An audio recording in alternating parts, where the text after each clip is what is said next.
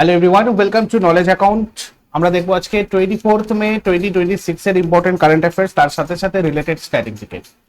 যেমন আজকের আমাদের ফার্স্ট কোয়েশ্চেন, 2026 সালের মে মাসে ভারতীয় সেনাবাহিনীর কোন নারী কর্মকর্তা জাতিসংঘের বিখ্যাত military gender advocate of the year পুরস্কারে ভূষিত হয়েছে? মেজর অভিলাষা বারাক ভারতীয় সেনাবাহিনীর কর্মকর্তা, ভারতীয় সেনাবাহিনীর কর্মকর্তা জাতিসংঘের বিখ্যাত military gender advocate of the year হিসেবে ভূষিত হয়েছেন। এই জাতিসংঘের military gender advocate of the year 2025 পুরস্কারটা পেয়েছেন আমাদের তাহলে অভিলাষা বারাক। বর্তমানে ইনি লেবাননে ইউনিফিল শান্তিরক্ষা মিশনে ভারতীয় ব্যাটালিয়নের ফিমেল এঙ্গেজমেন্ট টিমের কমান্ডার হিসেবে কর্মরত। এই পুরস্কারটা 2016 সাল থেকে জাতিসংঘ প্রতি বছর লিঙ্গ সমতা ও নারী নিরাপত্তায় বিশেষ অবদানের জন্য সামরিক শান্তিরক্ষীদেরকে প্রদান করে।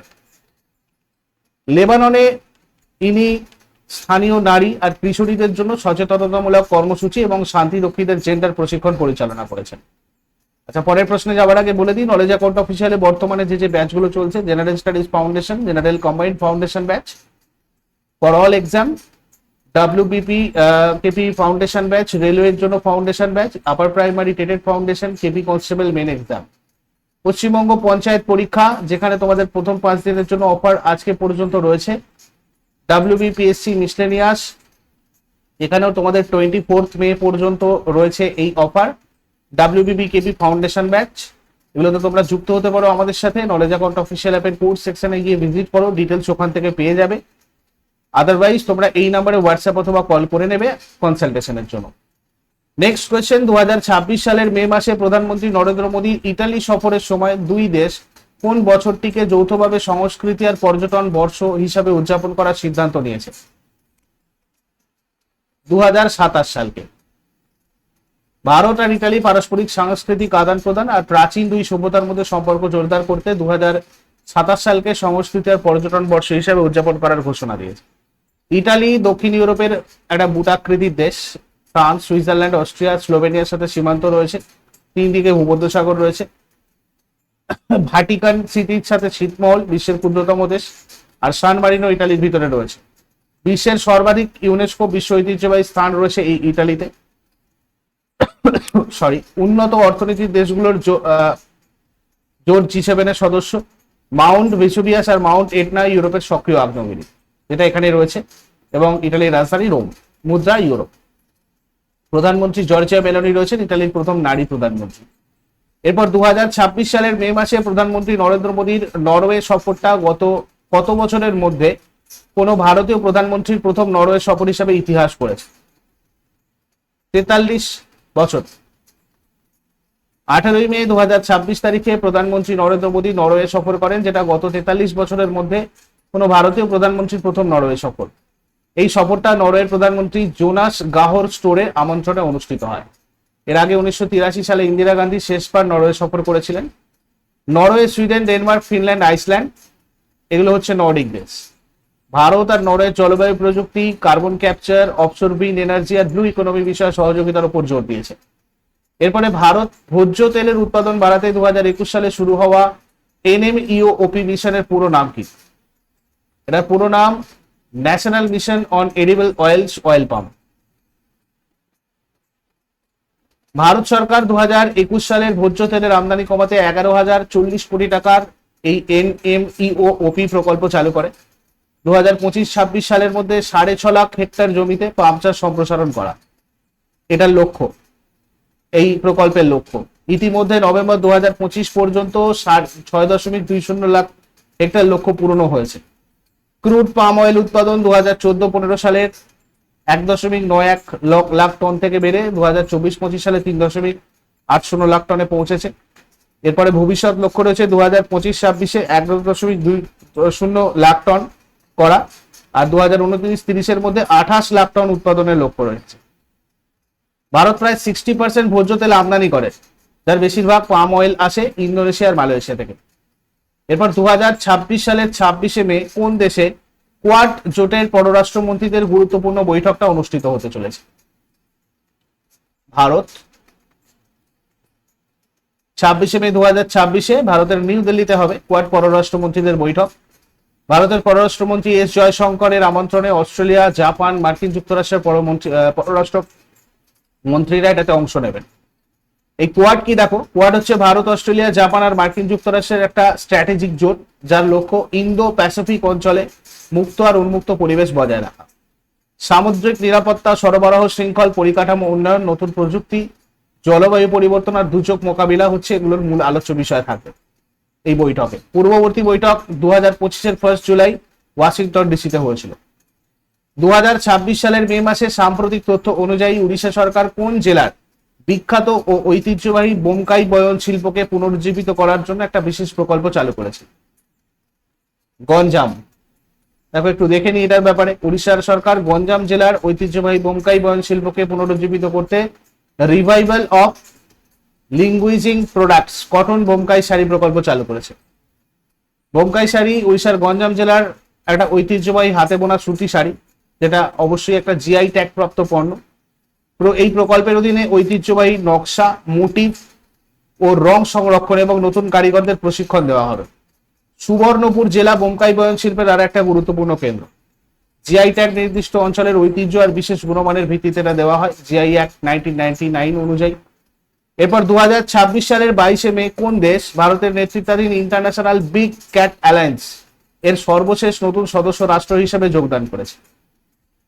সৌদি আরব। ইন্টারন্যাশনাল বিগ ক্যাট অ্যালায়েন্স এর সংক্ষিপ্ত সারাংশ যদি আমরা দেখি এখানে, 22শে মে 2026-এ সৌদি আরবিয়া ভারতের নেতৃত্বাধীন আইবিসিএ তে নতুন সদস্য হিসেবে যোগ দিয়েছে। বর্তমানে জোটে 26টা সদস্য দেশ আর 5টা পর্যবেক্ষক দেশ রয়েছে। বিশ্বের 7টা বড় মার্জার প্রাণী সংরক্ষণ, যেগুলো হচ্ছে আমাদের বাঘ, চিতা, মানে এই বিগ যেটাকে বলা হয় আর কি তোমার বিগ ক্যাট, এই বাঘ, সিংহ, চিতাবাঘ, তুষার চিতাবাঘ, চিতা, জাগুয়ার আর পুমাকে। মূল কাজ হচ্ছে বন্যপ্রাণী সংরক্ষণ, জ্ঞান বিনিময়, সম্পদ সংগ্রহ, সক্ষমতা বৃদ্ধি এবং জৈব বৈচিত্র্য আর বাস্তুতন্ত্র রক্ষা করা। এরপর 2026 সালের 22শে মে ভারত উড়িষ্যার চাঁদিপুর টেস্ট রেঞ্জ থেকে নিচের কোন ব্যালিস্টিক ক্ষেপণাস্ত্রটা সফল পরীক্ষামূলক উৎক্ষেপণ সম্পন্ন করেছে? অগ্নি 1। 22শে মে 2026-এ ভারত উড়িষ্যার চাঁদিপুরের আইটিআর থেকে অগ্নি 1 ব্যালিস্টিক ক্ষেপণাস্ত্রের সফল পরীক্ষামূলক উৎক্ষেপণ করেছে। এই পরীক্ষাটা স্ট্র্যাটেজিক ফোর্সেস কমান্ডের অধীনে পরিচালিত হয়। অগ্নি 1 একটা সিঙ্গেল স্টেজ কঠিন জ্বালানি চালিত আর রোড মোবাইল ব্যালিস্টিক মিসাইল। এর স্ট্রাইক রেঞ্জ 700 থেকে 900 কিলোমিটার, 1000 কেজি পর্যন্ত পারমাণবিক ওয়ারহেড বহন করতে সক্ষম। তারপর 2026 সালের মে মাসে, আচ্ছা এক সেকেন্ড, হ্যাঁ 2026 সালের মে মাসে ভারতের বেসরকারি মহাকাশ ক্ষেত্রের বিকাশের জন্য মহাকাশ বিভাগ কোন দুটি রাজ্যের কমন টেকনিক্যাল ফেসিলিটিস বা সাধারণ প্রযুক্তিগত সুবিধা কেন্দ্রের অনুমোদন দিয়েছে? গুজরাট আর তামিলনাড়ু। প্রকল্প দুটো ইন স্পেস এর অধীনে তৈরি হবে। এটা স্পেস স্টার্টআপ আর শিল্প সংস্থাগুলোর জন্য টেস্টিং আর ইন্টিগ্রেশন হাব হিসাবে কাজ করবে। গুজরাট স্পেস পার্ক রয়েছে আহমেদাবাদের ফোরাজে। স্পেসক্রাফট আর পেলোড সিস্টেমের অ্যাসেম্বলি আর ইলেকট্রনিক ভ্যালিডেশন করা হবে। তামিলনাড়ু স্পেস ক্লাস্টার থুতুকুড়িতে রয়েছে রকেট লঞ্চ ভেহিকল তৈরি আর পরীক্ষা করা হবে এই জায়গায়। তারপর 2026 সালের 22শে মে তীব্র তাপপ্রবাহের মধ্যে AQI.in এর বৈশ্বিক তালিকায় কোন ভারতীয় শহরটা বিশ্বের সবচেয়ে উত্তপ্ত শহর হিসাবে রেকর্ড করা হয়েছে? উড়িষ্যার বলাঙ্গীর। ঠিক আছে, মানে টোটাল যে 100টা শহর ছিল তার মধ্যে 97টাই ছিল ভারতে। তার মধ্যে বলাঙ্গীর উড়িষ্যা আর সাসারাম বিহার, এইগুলোর তাপমাত্রা 48 ডিগ্রি সেন্টিগ্রেডে পৌঁছায়। বারাণসীর তাপমাত্রা 47 ডিগ্রি সেন্টিগ্রেড ছিল। এই AQI.in অনুযায়ী বালাঙ্গীর ওয়াদিন বিশ্বের সবচেয়ে উত্তপ্ত শহর ছিল।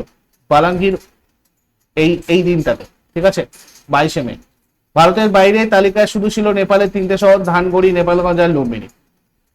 IMD 27শে মে 2026 পর্যন্ত উত্তর ভারতের মানে উত্তর ও পূর্ব ভারতের তীব্র তাপপ্রবাহের সতর্কতাও জারি করেছে 27শে মে পর্যন্ত। এরপরে কোন রাজ্য অলিম্পিক স্বর্ণ পদক বিজয়ীদের জন্য 8 কোটি টাকা পুরস্কার এবং DSP স্তরের চাকরি ঘোষণা করেছে? পশ্চিমবঙ্গ। রাজ্য সরকারের মানে ক্রীড়ামন্ত্রী নিশীথ প্রামাণিক এই সংশোধিত পুরস্কার কাঠামোর কথা আনুষ্ঠানিকভাবে ঘোষণা করেছেন।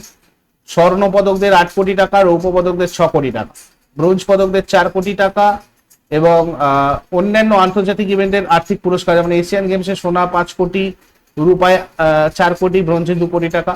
কমনওয়েলথ গেমসে সোনা 1.5 কোটি, রূপা 75 লক্ষ, ব্রোঞ্জ 50 লক্ষ। বিশ্ব চ্যাম্পিয়নশিপে সোনা 2 কোটি, রূপা পেলে 1.5 কোটি, আর ব্রোঞ্জ পেলে 1 কোটি টাকা দেওয়া হবে। আগের দিনের হোমওয়ার্ক গুলো দেখে নাও। কার রাজত্বকালে বৌদ্ধ ধর্মাবলম্বীরা হিনজান আর মহাযান নামে দুটো সম্প্রদায় বিভক্ত হয়? এটা হয়ে যাবে কনিষ্ক। আর প্রথম কোন সম্রাট তার মুদ্রার উপরে বুদ্ধদেবের প্রতিকৃতি খোদাই করেন? এটা হয়ে যাবে কনিষ্ক। আর আজকে তোমাদের জন্য প্রশ্ন থাকবে, ভারতের কোন রাজ্য বক্সাইট উৎপাদনে প্রথম স্থান অধিকার করে? আর ভারতের কোন শহরটা হীরা কাটিং এবং পলিশিং শিল্পের জন্য বিশ্বজুড়ে বিখ্যাত? শেষকালে কমেন্টে জানো। চট করে আগের দিনের গুলো কুইক রিভাইজ করে নেবো। যারা যারা লাইভে রয়েছে অ্যান্সার করার চেষ্টা করো। 23 মে 2026 এর রিভিশন কি কি হচ্ছে দেখো। 2026 সালের মে মাসে ইয়াং সুয়াংজি এবং লিন কিং কোন উপন্যাসের জন্য মর্যাদাপূর্ণ ইন্টারন্যাশনাল বুকার প্রাইজ 2026 জিতেছেন? Taiwan travelogue. 2026 সালের মে মাসে কেন্দ্রীয় মন্ত্রী জ্যোতিরাদিত্য সিন্ধিয়া উত্তর পূর্ব ভারতের কোন রাজ্যের ফল চাষের প্রসারের জন্য 167 কোটি টাকা কিউই মিশন চালু করেছেন? অরুণাচল প্রদেশ।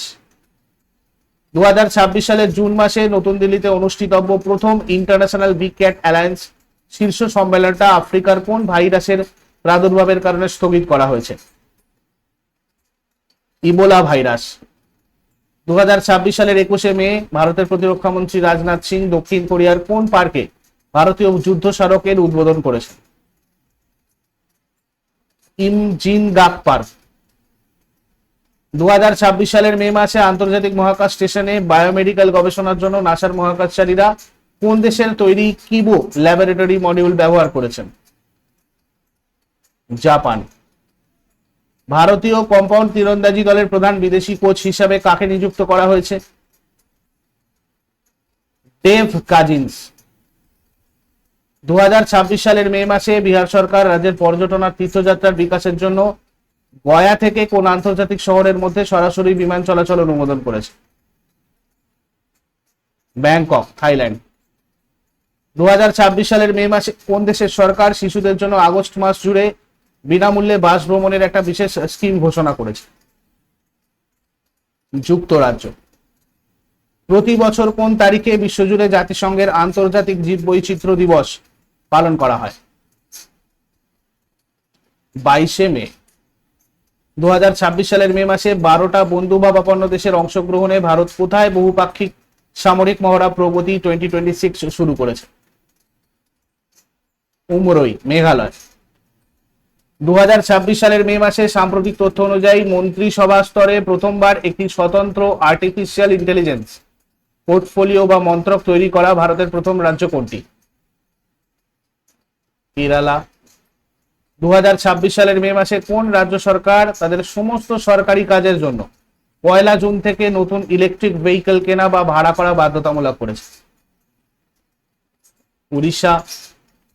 এগুলো ছিল আগের দিনের কোয়েশ্চেন। ইউজফুল বলে মনে হলে অবশ্যই লাইক করো, বন্ধুদের সাথে শেয়ার করো। আর যারা নতুন রয়েছে প্রতিদিন সকাল 6টার সময় ডেইলি কারেন্ট অ্যাফেয়ার্সের আপডেটের জন্য নলেজ অ্যাকাউন্টকে সাবস্ক্রাইব করে বেল আইকন প্রেস করে অলে ক্লিক করে দাও। Thank you so much, take care, have a great day.